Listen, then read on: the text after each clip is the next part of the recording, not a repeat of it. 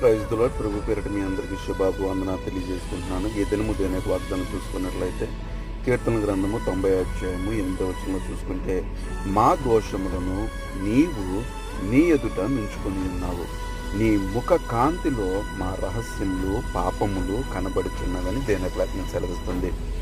దేవుని చేత వాడబడుతున్నటువంటి మనము, దేవునిలో ఎదుగుతున్నటువంటి మనము, దేవునిలో ఉంటున్నటువంటి మనము, దేవుణ్ణి ఆరాధిస్తున్నటువంటి మనము, మనం చేస్తున్నటువంటి పాపములు, అతిక్రమములు, దోషములు ఆయన ముఖము కాంతిలో తేటతెల్లగా కనబడుతున్నాయి.